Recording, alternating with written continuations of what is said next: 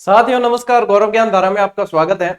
ये क्लास है वैसे सेकंड ग्रेड की तैयारी कर रहे हैं उनके लिए, लेकिन जो रीट मेंस की तैयारी कर रहे हैं उनके भी राज व्यवस्था आएगी तो उनके भी काम आने वाली है। लेकिन ये मुख्य तौर पर मैं टारगेट करके दे रहा हूँ। सेकंड ग्रेड के प्रथम पेपर में अपनी कुछ क्लासेस बाकी थी, जिसमें से आपके पंचायती राज बाकी है और आपके आरपीएससी बाकी है और मानवाधिकार आयोग बाकी है। मुझे ध्यान है, सभी आप लोग चिंता न करें, वो समय की उपलब्धता के आधार पे है। थोड़ा सा समय आप लोगों को पता है, मैं कोई ऐसा है नहीं कि मैंने छुट्टियां मारी है, आप लोगों को पता है निरंतर काम कर रहे हैं, तो समय की उपलब्धता पे अब चिंता मत करो। अब जैसे आज और कल में पंचायती राज पूरा कर देंगे अपन, फिर एक क्लास और आएगी जिसके अंदर आरपीएससी और मानवाधिकार आयोग दोनों करवा दिए जाएंगे, तो कहीं कोई चिंता की बात ही नहीं है। थोड़ी यही बाकी थी और एक मुझे पता है इकोनॉमिक्स की कुछ क्लासेस बाकी है, तो वो तो सर फ्री होंगे ना तो करवा देंगे आपको, 2-3 दिन की बात है। वो भी आपके लगभग जो है पूरा था पेपर, फर्स्ट वाला अपने यहाँ पे पूरा हो चुका था और अब आगे जो है इसके बाद में फिर कुछ आपके बचता नहीं। रिवीजन की क्लासेस है तो सैटरडे संडे को अपन ऑब्जेक्टिव वाली चलाएंगे। और जहां तक आप लोग जो बुक का इंतजार कर रहे थे, तो पार्ट 1 आपको पहले दे चुके थे, लेकिन उसे 7 महीने हो गए दिए को, तो वो भी थोड़ा सा अपडेशन का काम चल रहा है, उसे अपडेट करके सूचना दे दी जाएगी जब भी रेडी हो जाएगा। और ये जो है ये आप लोगों के पास में अब मेरे ख्याल से विद्यार्थियों ने ले ली होगी या उनके पास में, क्यों काफी सारे प्रतिक्रियाएं आ गई तो पता चल गया, क्यों इंतजार बहुत किया है। तो अब ये जो है इसका इंतजार भी खत्म हो गया। इसमें नए नवाचार किया है क्यूआर कोड के साथ, और इसके सैंपल पेज जो काफी सारे विद्यार्थी कह रहे थे नए जुड़े हुए उनको देखने थे, बाकी तो सब जानते हैं आप। तो सैंपल पेज जो है मैंने 20-25 पेज टेलीग्राम पे आज ही डाले हैं, उन्हें देख लेना, बड़ी आत्मसंतुष्टि और सुकून महसूस होगा, देख लेना। चलिए शुरू करते हैं साथियों अपन अपनी क्लास को। आज अपन पढ़ने जा रहे हैं पंचायती राज। अब पंचायती राज से मतलब क्या है? स्थानीय स्वशासन। स्थानीय स्वशासन का मतलब क्या है साथियों? स्थानीय यानी अपने आसपास। अब अपने आसपास कोई प्रधानमंत्री बैठे कौन ऑफिस में, क्या हाँ मैं प्रधानमंत्री सब गांवों में बैठ जाऊं, मेरी एक एक कॉपी निकाल दो, एड़ा तो है कौन? स्थानीय स्वशासन यानी कि आप ग्रामीण क्षेत्र में रह रहे हो तो पंचायतें काम करेगी, आप नगरीय क्षेत्रों में हो तो नगर पालिकाएं काम करेगी। तो स्थानीय स्वशासन वही है, अपन लोकल जो जनता है वो सीधी उनके संपर्क में रहती है, ठीक है ना, स्थानीय स्वशासन के। चलिए अपन शुरू करते हैं। देखो समझना एक एक चीज को। भारत में सत्ता का विभाजन 3 स्तर पर किया जाता है, ठीक है। एक तो हो गई संघ यानी कि केंद्र, ठीक है, ये संघ यानी कि क्या हुआ? केंद्र। एक राज्य हो गया और राज्य में फिर हो गया स्थानीय स्तर, और स्थानीय स्तर यानी कि अपन सीधे जिससे कनेक्ट रहते हैं वो है। अपन सीधे मुख्यमंत्री से कनेक्ट नहीं है, नहीं है ना। अपन कनेक्ट किससे? अपने आसपास सरपंच से या उनसे कनेक्ट रहते हैं। तो यहाँ पे स्थानीय स्वशासन हो गया, और यहाँ पे फिर गांवों में, गांवों के अंदर तो क्या हो जाएगी? पंचायत, और शहरों में हो जाएगी नगर पालिका, शहर में नगर पालिका। और यही जो है स्थानीय स्वशासन के अंदर पढ़ना होता है, ठीक है ना। ये 2 चीजें ही अपन को पढ़नी होती है। अब देखो पंचायतों से संबंधित जो है साथियों 73वां संविधान संशोधन है 1992। 73वां संविधान संशोधन 1992 माना जाता है, लेकिन यदि लागू की पूछे कि लागू तो 1993 के अंदर। और सेम ऐसे का ऐसे यहाँ पे भी इसे 1992 के नाम से जाना जाता है, और लागू का यदि पूछे इसमें भी तो 1993 के अंदर, 1993 के अंदर। ये जून, ये अप्रैल में, ये जून में, अभी बता दूंगा मैं आपको। तो ये जो है 74वां संविधान संशोधन ये नगर पालिकाओं से संबंधित है, और 73वां संविधान संशोधन आपके ग्राम पंचायतों से संबंधित है, ठीक है ना। ये पंचायतों से संबंधित है 73वां, और ये अब इसमें कोई मैंने नई चीज नहीं बताई है, ये सब आप लोगों ने पढ़ रखी है, ठीक है। इसमें मैंने कोई भी, मैं मारवाड़ी में कहूं तो मैं कोई में बैत नहीं भरी है, ठीक है। ये सामान्य जानकारी है और ये पता होनी पहले जरूरी है। अब आगे आगे जैसे चलेंगे ना, वैसे वैसे जो चीजें एग्जाम की दृष्टि से इंपॉर्टेंट है वहां पे मैं जोर देता रहूंगा, ठीक है। देखो स्थानीय स्वशासन को यदि उपनाम पूछे आपको कि इन्हें और किस नाम से जाना जाता है, तो इसे प्रजातंत्र की रीढ़ की हड्डी कहा जाता है। क्यों कहा जाता है? सीधी जनता कनेक्ट रहती है, ठीक है। इसे लोकतंत्र की प्राथमिक पाठशाला कहा जाता है। अब प्राथमिक पाठशाला भी कारण वही है कि अपन सीधे टच में किसके रहते हैं। तो ये दोनों चीजें जो है स्थानीय स्वशासन के उपनाम है, ठीक है, दोनों ध्यान रखना। अब देखो भारत में शुरुआत इसकी यदि देखी जाए कि भारत में सबसे पहले कि इसकी शुरुआत कब हुई, तो यदि ग्रामीण सभ्यता देखते हैं साथियों, तो ग्रामीण सभ्यता अपन को देखने को मिली है वैदिक काल में, ठीक है, ऋग वैदिक काल, उत्तर वैदिक काल उसमें। लेकिन नगरीय सभ्यता यदि देखने को मिली है अपन को सबसे पहले, तो वो सैंधव सभ्यता के अंदर देखने को मिली है। वैदिक से भी पहले यदि अपन पढ़ते हैं सिंधु सभ्यता वाली, तो वो नगरीय थे, ठीक है ना। नगरों के अवशेष वो नगरीय सभ्यता संबंधित है। तो सैन्य मतलब स्थानीय स्वशासन तो वहां से भी वहां इतना पुराना भी काम कर रहा है। तो ग्रामीण का यदि पूछते हैं तो ये, हालांकि मैं बता दूं आपको कि ये प्रश्न पूछे नहीं जाते, लेकिन ये अपने नॉलेज के लिए अपन ध्यान में रखते हैं, ठीक है ना। हर पुस्तक में, हर जगह, हर अध्यापक हर क्लास में बताएगा है, क्योंकि ऐतिहासिक पृष्ठभूमि से ही क्लास उठाई जाती है, ठीक है। अब देखो, अब आगे बढ़ते हैं और एक एक चीज को आज अपन याद करेंगे। भारत में स्थानीय स्वशासन का जनक यदि कहा जाए तो लॉर्ड रिपन को कहा जाता है। किसी कहा जाता है लॉर्ड साहब, ध्यान है, पहला लॉर्ड साहब कहता, और आज भी कहवाया कोई ज्यादा बिगड़ी उड़ी औलाद नहीं, बिन लॉर्ड साहब कह दिया करेगा, ओ कि लॉर्ड साहब है कि लॉर्ड साहब का मतलब कोई उपाधि बाद में नहीं है, ये लॉर्ड है ना, ये लॉर्ड से ही लॉर्ड साहब बना था। पहले अंग्रेज अधिकारी लॉर्ड लगाते थे तो लॉर्ड होता था, वैसे लॉर्ड लगाते थे, ठीक है ना।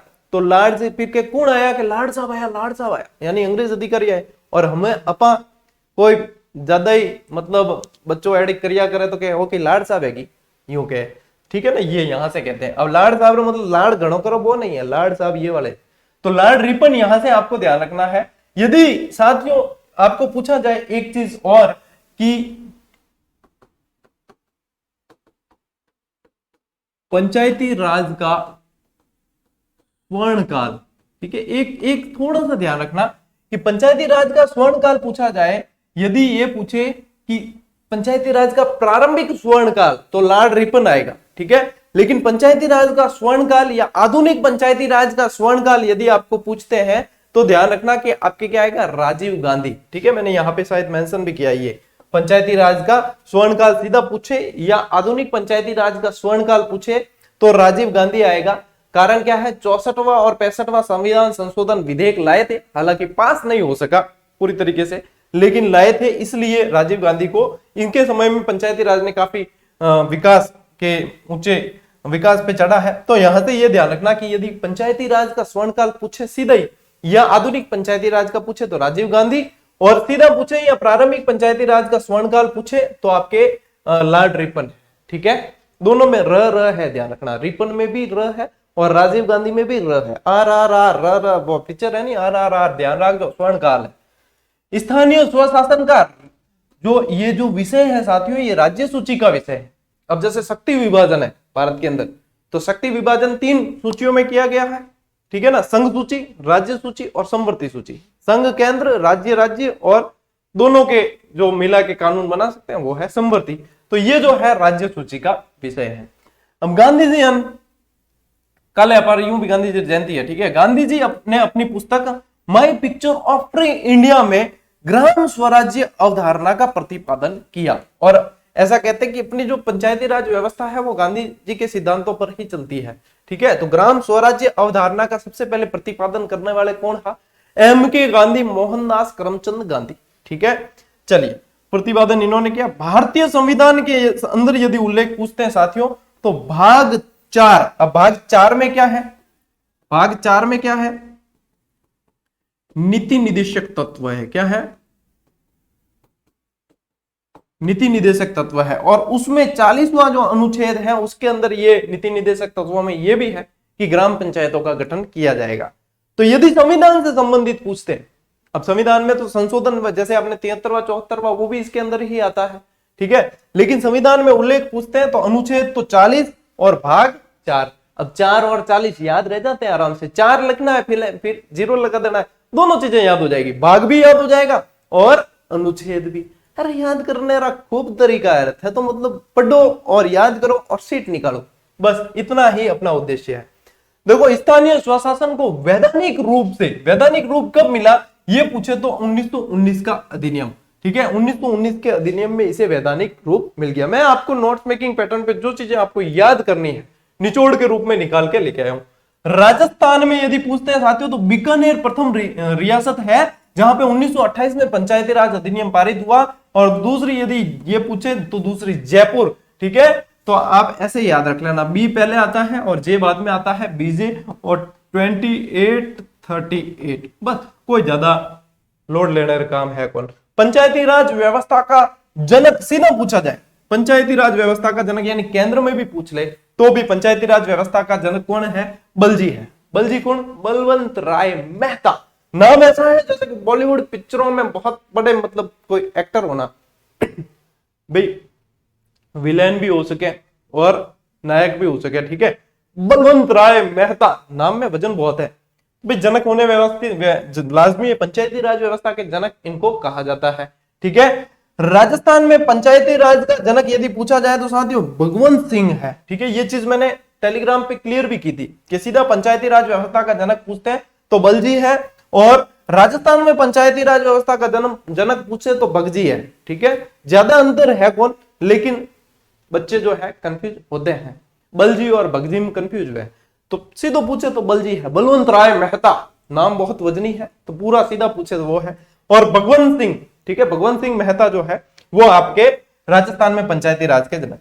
राजस्थान में पंचायती राज का सूत्रधार पूछे तो यहां पे भी देखो बगजी है, अब भगवत जी है, अटे भगवती चरण, ठीक है। सूत्रधार यदि पूछे तो भगवती चरण, इसीलिए चारों को एक साथ लिखा है ताकि विद्यार्थी क्या कंफ्यूज बड़े होते हैं। और ये मैंने आपको ऑलरेडी बता दिया है कि पंचायती राज का स्वर्ण काल, ये आपको ऑलरेडी बता दिया है, ठीक है ना। और ये और लॉर्ड रिपन तो मैंने आपको कनेक्ट करके बताया, तो यहां कहीं कोई समस्या नहीं है। बच्चे कह रहे थे कि मुझे याद नहीं आता है, वैसे फ्लो में क्लास चलती है, लेकिन आज याद आया। बच्चे कह रहे थे कि सर हमें तो इसमें भी स्क्रीनशॉट लेने की जरूरत महसूस होती है, चलिए ले लीजिए, थोड़ा साइड में हो जाते हैं हमारे, क्या है, ठीक है। इतना समय काफी है, यदि इतने समय में नहीं ले सको तो बच्चे अपार की नहीं कर सका। याद नहीं आता, हकीकत बताता हूं, पीडीएफ आपको दे दी जाती है बिल्कुल ईमानदारी के साथ में, ठीक है। याद नहीं आता है, हकीकत बात है। अब इसमें एक स्लाइड का मैंने जैसे स्क्रीनशॉट लेने के लिए आपको दे भी दिया, अब अगली में याद नहीं आया तो मेरी कोई वो नहीं है, मुझे दोष मत देना, ठीक है। चलिए, पंचायती राज व्यवस्था की शुरुआत, अब देखो बलवंत राय मेहता समिति थी नहीं, उसकी सिफारिश के आधार पर ही पंचायती राज व्यवस्था की शुरुआत। और सबसे पहले पहले भारत में यदि पूछे कि पंचायती राज व्यवस्था की शुरुआत कहां से हुई तो अपने राजस्थान से हुई है, ठीक है ना। तो राजस्थान से इसकी शुरुआत होती है 2 अक्टूबर 1959 नागौर के बगदरी गांव में, ठीक है। नागौर के बगदरी गांव में शुरू में जैसे हम तैयारी करते थे ना शुरू में, तो हमने नागौर बड़ी अच्छी तरीके से याद किया था, ठीक है। और ये 2 अक्टूबर भी याद किया था, जो कल है, डेट कल है वैसे 2 अक्टूबर भी याद किया, लेकिन बगदरी गांव याद नहीं किया, क्योंकि पहले इस तरह देखो धीरे धीरे एग्जाम का बढ़ता है। अब बगदरी गांव वाला प्रश्न है ना, ये भी सामान्य प्रश्नों के अंदर आता है, अब बिल्कुल सामान्य प्रश्नों में आता है। अब बगदरी गांव मोस्ट ऑफ बच्चों को याद रहता है, मैंने कोई नया नहीं बताया इसमें, ठीक है ना। तो ये लेवल जो है बढ़ता है दिन दिन, और आने वाले समय, अब तो मैं कह रहा हूं फटाफट नौकरी लग जाओ, आने वाले समय में लेवल और ज्यादा बढ़ जाएगा, ठीक है ना। मुझे लगता है आने वाले समय में परीक्षा इंसान देंगे ही नहीं, रोबोट ही देने लगेंगे, ठीक है। और रोबोट है आगे अपार नंबर लागेला कौन, मतलब इतनी मतलब बच्चों के पढ़ने की क्षमता बढ़ रही है, मतलब उनको कंटेंट वगैरह सब कुछ इतना बढ़िया मिल रहा है सब कुछ, लेकिन एक खाली व्यवस्था ही सही कौन, एग्जाम जो है 3-4 बार में एक बार संपन्न हो रहा है, वह बात अलग है, लेकिन मतलब लेवल देखो कितना बढ़ गया, अपग्रेड हुआ है। तो इसलिए कह रहा हूं फटाफट नौकरी लग जाओ, गंगा नालो, बाद में भविष्य के गर्भ में है कि नहीं ध्यान पड़े। और एक बात बताऊं साथियों आपको कि मुख्यमंत्री जी ने संकेत दिया है कि आने वाला बजट, बहुत इंपॉर्टेंट बात है, मुख्यमंत्री जी ने संकेत दिया है कि आने वाला बजट, यानी कि इलेक्शन से पहले अंतिम बजट होगा, आने वाला बजट पूरा ही पूरा युवाओं को समर्पित होगा। तो आप समझ सकते हो कि जितनी वैकेंसियां चल रही है, हो सकता है इनमें पदवृद्धि हो सकता है तुरंत बैक टू बैक नई भर्ती की घोषणा हो जाए, यानी कि जो फ्लो आपका चल रहा है उसे कहीं भी अब तोड़ने छेड़ने की जरूरत नहीं है। मुझसे पढ़ो चाहे मत पढ़ो, लेकिन पढ़ो जरूर, ठीक है। क्यों, वैसे भी स्वाध्याय जो है वो सबसे बेस्ट है, लेकिन मैं तो आप लोगों के लिए स्वाध्याय टाइप ही करवाता हूं, मैं तो वही इतनी क्लास देता हूं आधे पौने घंटे की, तो कोई ऐसी है नहीं, स्वाध्याय टाइप ही है। मतलब स्वाध्याय को छोड़ के दूसरा अध्याय जो कहते हैं ना, वो फिर कोचिंग वाला, जैसे 5-6 घंटे का सफर आपका दिन का होता है, वो वाली चीज है, वहां पे समय थोड़ा सा मतलब एक्स्ट्रा चला जाता है। तत्कालीन पीएम, यानी कि 1959 की बात हो रही है, जब पंचायती राज व्यवस्था लागू हुई, तब जवाहरलाल नेहरू तो थे प्रधानमंत्री, राष्ट्रपति जी अपार राजेंद्र प्रसाद हा, ठीक है, राज्यपाल अपार गुरमुख निहाल सिंह जी हा, मुख्य सचिव भगवंत सिंह जी मेहता, ठीक है, और मुख्यमंत्री मोहनलाल सुखाड़िया। बिल्कुल ही आसानी से याद हो जाएगा, यदि आप पढ़ाई कर ही रहे हो ना, तो ये फ्लो में ये बिल्कुल ये याद है आपको। जवाहरलाल नेहरू के साथ राजेंद्र प्रसाद आपको याद रहता ही है, ठीक है, गुरुमुख निहाल सिंह के साथ में मोहनलाल सुखाड़िया याद रहेगा, भगवंत सिंह मेहता याद रखना है बस। तो ये तत्कालीन जो है उस समय जो व्यवस्था में थे उनकी बातें। संपूर्ण राज्य में यदि पूछें कि संपूर्ण राज्य में ऐसा राज्य जहां पे पूरे संपूर्ण राज्य में जो पंचायती राज व्यवस्था की शुरुआत की उसी महीने के अंदर 11 अक्टूबर 1959, ठीक है, 11 अक्टूबर 1959 एपी आंध्र प्रदेश के अंदर ये शुरुआत की गई। ठीक है, राजस्थान में त्रिस्तरीय पंचायती राज संस्थाओं हेतु चुनाव जो है सबसे पहले, साथियों याद रखना, ऐसे याद रख लेना, 1959-60, ठीक है ना, ये जो है इस दरमियान आपके सबसे पहले त्रिस्तरीय पंचायती राज संस्थाओं हेतु चुनाव होते हैं। ठीक है, तो ये भी एक इंपॉर्टेंट चीज है, तो ये भी ध्यान रखना। चलिए, राजस्थान पंचायत अधिनियम 1953 कब लागू होता है? 1 जनवरी 1954। देखो, अधिनियम ज्यादातर जो है एक सन पीछे लगता है, लागू होता है उसमें आपके ज्यादातर जैसे सन बदल जाते हैं। जैसे अपने 73वां संविधान संशोधन बताया, आपको 74वां बताया, उनमें सब में भी ये चीज है। ठीक है, तो राजस्थान पंचायत अधिनियम 1953 लागू कब हुआ? तो 1 जनवरी 1954 में। राजस्थान पंचायत समिति एवं जिला परिषद अधिनियम पूछा जाए साथियों तो 1959, ये ध्यान रखना। देखो 1959 तो आपको याद रखना ही है, चारों तरफ आपको इस स्लाइड में भी चारों तरफ 1959 दिख रहा है। ठीक है, ऊपर नीचे साइड में सब जगह ये चीजें याद रखनी है, ये सामान्य है। अब अपन बढ़ेंगे साथियों आगे समितियों की तरफ। ठीक है, स्थानीय स्वशासन हेतु गठित समितियां, और जो गोडा देवे नहीं बे समितियां ही देवे हैं, मतलब व्यवस्था रहे नहीं अपर एग्जाम रहे। ठीक है ना, एग्जाम में समितियां पूछी जाती है। देखो समितियों से प्रश्न कैसे बनेंगे मैं बता दूं। मैं यहाँ पे इंपॉर्टेंट भी आपको नोट करवाऊंगा कि ये इंपॉर्टेंट है, और इंपॉर्टेंट में आपको पता है कि बताता हूँ उसमें ज्यादातर सरस्वती मारो आशीर्वाद है। ठीक है, कोई काल जीवो मत के जो, बाकी सरस्वती मारा आशीर्वाद है कि कभी कभी जो है अपनी बात भी क्या, हाँ ये इंपॉर्टेंट है, और आ जाता छप जाता है। ठीक है ना, देखो इसमें प्रश्न कैसे बनेंगे। इसमें प्रश्न एक तो याद करने 100% आपको याद करने सन। ठीक है, कौन सी समिति का सन कौन सा है, मिलान वाले प्रश्न बनते हैं। ठीक, मोस्ट ऑफ चांस है कि उनके सन से प्रश्न बनेगा। ठीक, इसके अलावा उनके हर समिति के 1-2 प्रावधान जो मुख्य मुख्य है वो बिल्कुल बिल्कुल आपको याद रखने हैं, और मैं नोट करवाऊंगा आपको कि ये इसका मुख्य है, ये इसका मुख्य है। ठीक है ना, मैं आपको आज समितियां पूरी की पूरी अपने 8-10 समितियां हैं वो पूरी की पूरी सब मैं पढ़ाने वाला हूं इस क्लास में।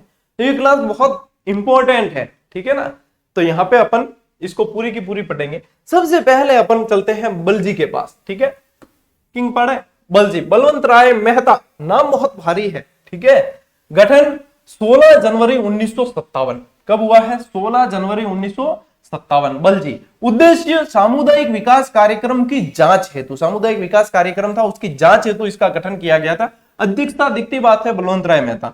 इन्होंने रिपोर्ट प्रस्तुत की 24 नवंबर 1957। तो इस के अंदर ये दोनों डेट इंपॉर्टेंट है। ठीक है, अब ये जो है बलवंत राय मेहता, ये तो आपको याद रखनी ही है। ठीक है, तो दोनों ही डेट इंपॉर्टेंट है। कौन सी? 16 और 24। ठीक है, 8 के पहाड़े में दोनों ही आती है। तो 1957 सन याद रखना। अब इसमें सुझाव क्या दिए इन्होंने? देखो इन्होंने सुझाव दिया, ये याद रखना है आपको, ये लोकतांत्रिक विकेंद्रीकरण जो है वो त्रिस्तरीय होना चाहिए। कितना स्तरीय? त्रिस्तरीय। अब याद कैसे रखोगे? बलवंत राय मेहता, कितने शब्द है? बलवंत राय मेहता 3 शब्द है। कितने शब्द है? 3 शब्द है। तो ये देखो त्रिस्तरीय होना चाहिए। इन्होंने क्या कहा? त्रिस्तरीय हो। ठीक है ना, ये देखो बलवंत राय मेहता, तो आपको याद रखना है कि त्रिस्तरीय कहा है बलजी। सब पहला बलजी रो नाम आए। ठीक है, बल जिसके पास है उसका नाम पहले लेना जरूरी है। इन्होंने कहा त्रिस्तरीय होगा। अब इस त्रिस्तरीय में देखो 1 नंबर, 2 नंबर और 3 नंबर कि ग्राम स्तर पे क्या होगी? ग्राम पंचायत होगी। खंड स्तर पे क्या होगी? पंचायत समितियां होगी। और जिला स्तर पे क्या होगी? जिला परिषद होगी। हालांकि वर्तमान में जो पंचायती राज व्यवस्था है वो नाथुराम मिर्जा समिति के आधार पर है। ठीक है ना, लेकिन सबसे पहले इन्होंने बताया था कि त्रिस्तरीय होनी चाहिए। किन कौन बतायो? बलजी बतायो। ठीक है, बलवंत राय मेहता। ग्राम पंचायत का गठन प्रत्यक्ष निर्वाचन द्वारा हो, यह भी सुझाव इन्होंने दिया। इन्होंने कहा कि कलेक्टर को जिला परिषद का अध्यक्ष बनाया जाए, यह सुझाव इन्होंने दिया। और पंचायत समिति मुख्य कार्यकारी संस्था, इन्होंने क्या कहा कि पंचायत समिति मुख्य कार्यकारी संस्था हो। तो इसके साथ में ये 3 सलाह भी है। लेकिन अब देखो मैं बताऊं, इसमें से मैंने कहा ना 1-2 जो है मोस्ट इंपॉर्टेंट, वो बहुत ज्यादा ध्यान में रखना है। यानी बलवंत राय मेहता समिति के अंदर एक तो ध्यान में रखनी है डेट, ये दोनों। ठीक है, और एक जो ध्यान में रखना है वो है ये त्रिस्तरीय विकेंद्रीकरण। और इसके इनके सुझाव और इनके ये समिति द्वारा जो सुझाव दिए गए और बताया गया, इसके आधार पर ही अपने पंचायती राज व्यवस्था लागू की गई। ठीक है ना, नागौर से शुरू हो गई जो ये चीजें हैं। अब देखो, अब अपन आ जाते हैं आगे। संथानम समिति, के संथानम समिति, के संथानम समिति है 1963 के अंदर पंचायती राज व्यवस्था के वित्तीय निगम के गठन की बात इसमें की गई है। तो इसमें मैंने आप लोगों के लिए एक ही बात लिखी है कि एक ही इंपॉर्टेंट है, दो चीजें इंपॉर्टेंट है, एक तो है इनका सन इंपॉर्टेंट है, ठीक है, के संथानम 1963, और एक ध्यान रखना वित्तीय निगम के गठन की बात की गई, ये शब्द ध्यान रखना है। शब्दों को पकड़ो ज्यादा, जैसे साइकोलॉजी की भी परिभाषा आपको मैंने शॉर्ट ट्रिक बताई थी याद करने की, कि 3-4 लाइन की परिभाषा है, लेकिन उसमें से जो यूनिक शब्द है उनको पकड़ो, 4-5 यूनिक शब्द होते हैं उनको पकड़ो, बस वही आपकी शॉर्ट ट्रिक है, उसी से याद रखना है। ठीक है ना, पूरी पूरी परिभाषाएं रटने बैठोगे तो अपने उम्र निकल जाएगी, परीक्षा भी निकल जाएगी। ठीक है ना, यहाँ पे ये वित्तीय निगम, ये ध्यान रखना। फिर देखो सादिक अली 1964, जिला प्रमुख व प्रधान के चुनाव इन संस्थाओं के सदस्यों द्वारा न होकर वृहत्तर निर्वाचन मंडल, तो आप लोगों को ध्यान क्या रखना है, वृहत्तर निर्वाचन मंडल द्वारा हो। किसके किसके, प्रधान और जिला प्रमुख, किसके बताया, प्रधान और जिला प्रमुख। अब देखो ये बात याद रखनी, जिला प्रमुख, प्रधान और बृहत्तर निर्वाचक मंडल द्वारा चुनाव हो, इनके सदस्यों द्वारा, इनकी संस्थाओं के सदस्यों द्वारा न होकर बृहत्तर निर्वाचक मंडल में द्वारा हो। और बृहत्तर निर्वाचन मंडल में कौन है, ग्राम पंचायत के अध्यक्ष एवं सभी सदस्य। ठीक है ना, ये चीज है, इनके द्वारा होना चाहिए, बस ये कहा है। अब बृहत्तर निर्वाचक मंडल में कौन है ये इंपॉर्टेंट नहीं है, जितना इंपॉर्टेंट है जिला प्रमुख और प्रधान के चुनाव बृहत्तर निर्वाचक मंडल द्वारा हो, और ये 1964 ये इंपॉर्टेंट है। ठीक है, अब देखो अगली अपने गिरधारी बा पढ़ा लो, गिरधारी लाल व्यास समिति, गिरधारी लाल व्यास समिति 1973 के अंदर। ठीक है, उद्देश्य क्या था, मतलब मारपाड़ा है ना, ये गिरधारी बार है, इन हिसाब को याद भी हो जा। ठीक है, अरे मैं बार नहीं कह रही हूं, लेकिन रेवे पढ़े गिरधारी बार है सुमेरपुर में एक, तो इन हिसाब गिरधारी बार हिसाब थे भी याद रख सको। ठीक है, गिरधारी बार जन्म कब हुआ है, 1973 में, तो 12 श्रेणी में आएगा, नहीं आया अजय थोड़ी टाइम में। उद्देश्य पंचायती राज संस्थाओं की कमियां जांचने हेतु। अब देखो कोई घर के बुजुर्ग है, उनको कहते हैं अपन सम्मान देने के लिए बा कहते हैं। ठीक है, मारवाड़ी में तो बा मतलब काम क्या कर रही, कोई छोरो गड़बड़ कर रही तो बाण बताई के थे यहाँ गड़बड़ करी है, सही कर रहे, कोई छोरी गड़बड़ कर रही तो भी बताई आ छोरी गड़बड़ करी सही कर, तो यूं यानी कमियां निकालने के लिए।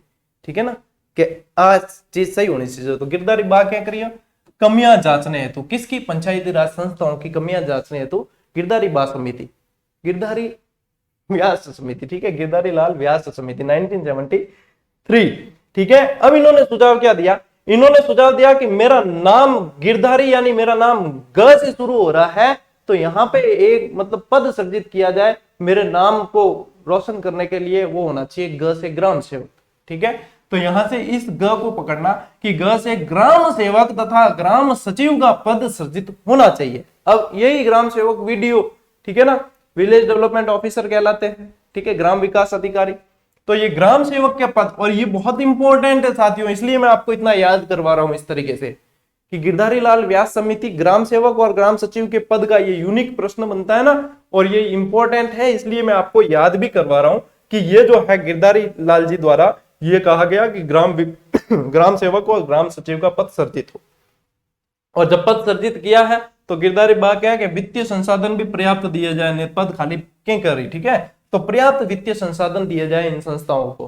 ठीक है, ये कहा किसने, गिरधारी लाल जी। अब मेरे जहां तक मने ध्यान है कि थे गिरधारी लाल व्यास समिति नहीं भूल सको, आप गिरधारी लाल व्यास समिति नहीं भूल सकते हो, दोनों भाषा में ट्रांसलेट कर दिया। ठीक है, गिरधारी लाल व्यास समिति देखो क्या है, गिरधारी बाग क्या है, 1973 में जन्म हुआ गिरधारी बाग के करी कमियां निकाली कि छोरा आ मत कर, छोरी आ मत कर। ठीक है, संस्थाओं की कमियां निकालने के लिए सुझाव दिया कि मेरा नाम ग से शुरू होता है, ग्राम सेवक की एक आप पोस्ट निकाल दो। ठीक है, बस यही है, सिंपल है बिल्कुल।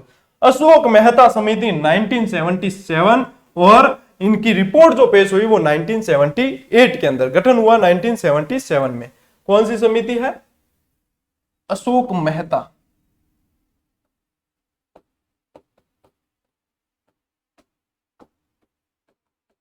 अशोक मेहता समिति, देखो अशोक मेहता समिति। कितने शब्द है? दो। कितने शब्द है? दो।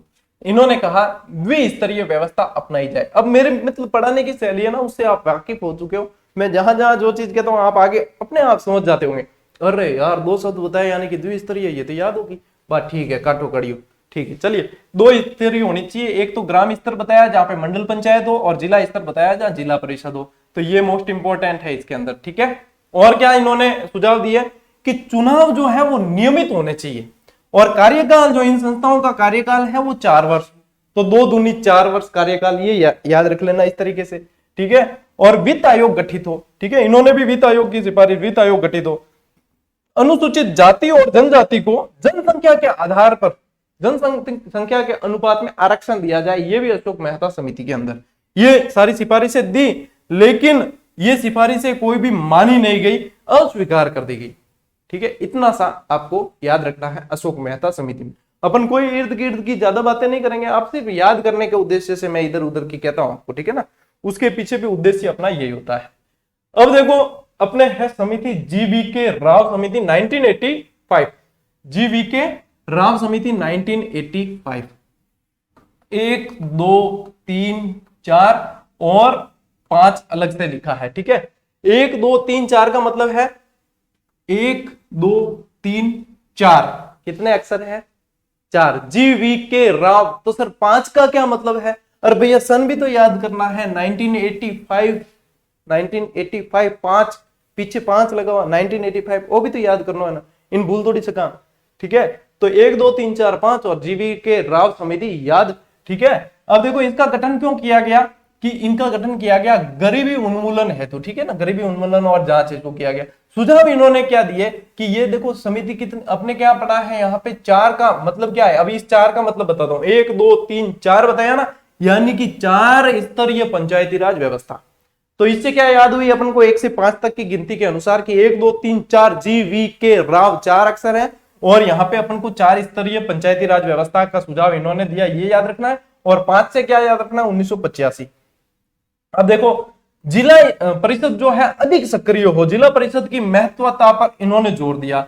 जिला विकास आयुक्त की नियुक्ति की जाए, ये यूनिक प्रश्न है तो ध्यान रखना। जिला विकास आयुक्त की सिफारिश किसने की? पूछ ले तो कौन करी? GVK राव समिति। ठीक है, अब देखो लक्ष्मीमल सिंघवी समिति, लक्ष्मीमल सिंघवी समिति, यहां ध्यान देना। ठीक है, 1986। उद्देश्य क्या है? पंचायती राज संस्थाओं को पुनर्जीवित करने हेतु इस समिति का गठन किया गया। अब देखो लक्ष्मी जी ने पाड़े आए, वो पुनर्जीवित मतलब मुरियोड़ो भी जीवित हो जाए, कहना मतलब यूं याद रखना। ठीक है, या लक्ष्मी यानी कि धनमाया, बहुत है ना भाई धनमाया। आप भी तो, आपका मुख्य उद्देश्य तो भाई पढ़ने के पीछे नौकरी लगना, और नौकरी किस लिए चाहिए भाई? धनमाया है, कौन पढ़े तो धनमाया आनी चाहिए। ठीक है ना, पुनर्जीवित करने से संबंधित ये एक चीज ऐसे याद रख लेना। दूसरी चीज ये याद रखनी है कि अपन पढ़ रहे हैं लक्ष्मीमल सिंघवी समिति। ठीक है ना, अब देखो सिंघवी, यहां से आपको है ना ये सिर्फ क्या पकड़ना है, इसका अनुस्वार यानी बिंदु पकड़ना है सिंघवी, और यहां से जो है ये पकड़ना है संवैधानिक दर्जा। ठीक है ना, संवैधानिक मैंने इसी तरीके से याद किया था, सिंघवी संवैधानिक, दोनों में बिंदु लगे हुए और बिल्कुल कॉम्बिनेशन बैठ जाता है। ये समितियां इतनी है साथियों, यहाँ पे यदि इस तरीके से याद नहीं रखते ना, जीके बहुत बड़ा है, तो याद रखने के कुछ ना कुछ तरीके करने पड़ते हैं इजाद, तब जाके ये चीजें बिल्कुल याद होती, कंफ्यूजन नहीं होता, हमारे सवाल सही हो जाते। यदि ये चीजें ऐसे याद नहीं हो रही है ना, मैं किसी को फोर्स नहीं करूंगा कि आप मैं बता रहा हूं ऐसे याद करो। मैंने मैटर पूरा दिया है कुल मिला के। ठीक है ना, सारा सब कुछ बता रहा हूं, सीधा याद हो जाए, सीधा पढ़ लेना, बिल्कुल निचोड़ निकाल के लाया हूं, सीधा याद हो जाए, सीधा पढ़ लेना। नहीं याद हो तो वो तो याद गुणों ही गुणों है। ठीक है ना, तो सिंघवी संवैधानिक ये याद रख लेना। पंचायती राज संस्थाओं को संवैधानिक दर्जा दिया जाए, ये मोस्ट इंपॉर्टेंट इस समिति में से। ठीक है, ग्राम सभा का गठन हो इन्होंने कहा, और राज्य वित्त आयोग का गठन हो ये भी इन्होंने कहा। फिर अपने आते हैं पीके थुंगन समिति 1988। पीके थुंगन समिति, इन्होंने कहा कि जिला विकास योजना का निर्माण हो। क्या हो? जिला विकास योजना। पीके थुंगन समिति, प्रति 5 वर्ष के नियमित अंतराल से चुनाव हो, यह भी पीके थुंगन समिति के अनुसार है कि प्रति 5 वर्ष, पी से 5 वर्ष में नियमित अंतराल से चुनाव हो, यह कहा पीके थुंगन समिति ने। फिर देखो BN गॉडगिल समिति 1988। वर्तमान, अच्छा मैंने आपको पहले जो बता दिया स्टार्ट में कि वर्तमान आधुनिक जो है अपने जो वर्तमान पंचायती राज स्तर जो है, मैंने ये शायद कह दिया आपको कि नाथूराम मिर्धा समिति पर था, वो बी.एन. गॉडगिल है, उसको संशोधित करना, किसी ने लिखा तो नहीं ना। तो हाथ इस क्लास में संशोधन हो जाएगा। वो जो वर्तमान, जो आपको पूछे कि वर्तमान पंचायती राज व्यवस्था जो है त्रिस्तरीय, वो आपके बी.एन. गॉडगिल समिति के आधार पर है। किसके आधार पर है? बी.एन. गॉडगिल, नाथूराम मिर्धा पर नहीं है। नाथूराम मिर्धा पर तो क्या है, आपके 73वां और 74वां संविधान संशोधन, ये मिर्धा समिति की सिफारिश पर 73वां और 74वां संविधान संशोधन पारित किया गया, ये है नाथूराम मिर्धा समिति पर। और वर्तमान यदि पूछे तो वो बी.एन. गॉडगिल समिति के आधार पर है वर्तमान की जो पंचायती राज व्यवस्था है।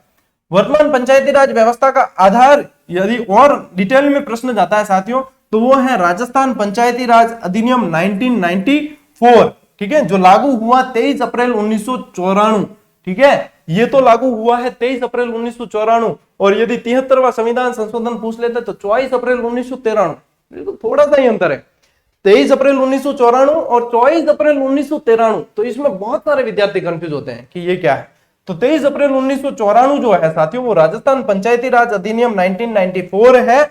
और 73वां संविधान जो लागू होता है वो है आपके 24 अप्रैल 1993, ठीक है ना, ये है। और ये वाला मैंने आपको वापस हाथों हाथ इसी क्लास में बता दिया कि वो नाथूराम मिर्धा समिति नहीं है, वो गॉडगिल समिति है। तो इसे भी आपको क्या कर लेना है, आपको संशोधित कर देना है, ठीक है। अरे वाह, क्लास पूरी होगी, ध्यान कौन पड़ी हो। यानी कि आज समितियों वाली आपके जो है क्लास पूरी तरीके से अपने कवर हो चुकी है। और अब इसके आगे की पंचायती राज व्यवस्था में क्या क्या होती है भाई, उनकी कार्रवाई कैसे कैसे होती है, इनके क्या अंदर व्यवस्था है, वो सारी चीजें अपन इसके अगली क्लास में पढ़ेंगे। कल की हो सकती है, संडे है कल, और मैं थोड़ा सा कल व्यस्त रहूंगा, बाहर कहीं जाने का विचार है। तो इस दरमियान आपको क्या शायद हो सकता है कि 8 बजे की जगह 9, 9:30 भी बज जाए क्लास देते देते। मैं वापस आके फिर इसको स्लाइड वगैरह बनाकर और शूट करूंगा।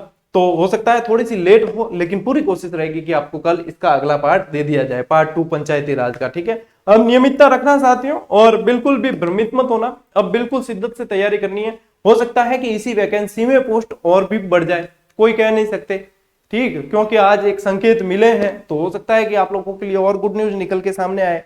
तो कहीं भी भ्रमित नहीं होना है, बाकी पढ़ो और अच्छे शिद्दत से पढ़ो, कहीं भी इधर उधर किसी की बातों में मत आना, जो नेगेटिविटी है उससे बच के रहना। कुल मिला के आजकल दुनिया में नकारात्मकता भरी पड़ी है, लेकिन आपको उससे बचकर रहना है। मेरी शुभकामनाएं आप लोगों के साथ में ऐसे ही बनी रहेगी और प्रयास आप लोगों के लिए ऐसे ही करेंगे। मिलते हैं अगले वीडियो में, अगली क्लास में, तब तक के लिए राम राम, जय हिंद।